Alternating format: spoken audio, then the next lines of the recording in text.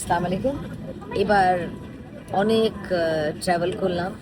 Calgary থেকে বাংলাদেশ যাচ্ছি এখন প্লেনে করে। তারপরে নিউ ইয়র্ক থেকে 6 ঘন্টা ওখানে বসতে হয়েছিল। ওখানে লাউঞ্জে বসেছিলাম। লাউঞ্জে আমি আহ, একটা পাস আছে, পার্চ পাস বলে। পার্চ পাসটা সব দেশে ইউজ করা যায়।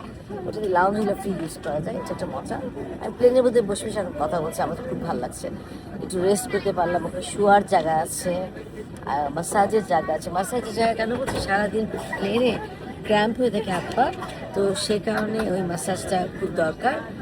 আমার কাছে খুব ভালো লেগেছে। তো ওই মাসাজটা একটা চেয়ার একদম ডুবাই নিয়ে গেলাম। কখন যে 1 ঘন্টা ঘুমাই গেলাম টেরই পেলাম না। ব্যাপারটা হচ্ছে যে প্রায়োরিটি বাসটা আমার কাছে এত পছন্দ যে আমার হাতে এটা হচ্ছে প্রায়োরিটি বাস।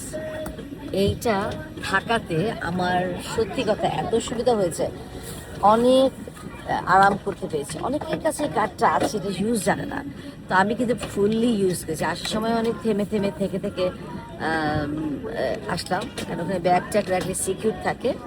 দেন আমি ওখান থেকে এটা দিয়ে যে আবার একটা মাসাজ করা যায় ফ্রি, সেটা জানতাম না। দুবাইতে একটা অক্সিজেন একটা জায়গা আছে, সেটা অক্সিজেন নেওয়া যাবে, ঘুমানো যায় লম্বা হয়ে। লাউঞ্জগুলোর এই সুবিধা। তো এরপরে লাউঞ্জগুলোতে বাইরে ভিতরে বসলে অনেক মজা, সেটা এনজয় করলাম। এবং আপনাদেরকে বলি, যাদের যদি প্রায়োরিটি পাস থাকে অবশ্যই ইউজ করবেন। থ্যাংক ইউ স্ট্যান্ডার্ড ব্যাংকে এই প্রায়োরিটি পাসের জন্য। আর থ্যাংক ইউ মাবরুর হায়দার, আমার ছেলেকে, যে কিনা আমাকে আইডিয়াটা বলেছে তুমি প্রায়োরিটি পাস নাও। তো যাই হোক, আমি একটা মেয়ে হয়েছে এখনো একা একা ট্রাভেল করতে পারি। আমি নিজেকে খুব মনে করি আলহামদুলিল্লাহ সুস্থ আছে, আল্লাহর রহমত। সো রোজা হবে এবার প্লেনে, আশা করি ভালো থাকবো। সবাই দোয়া করবেন, ভালো থাকবেন। খোদা হাফেজ।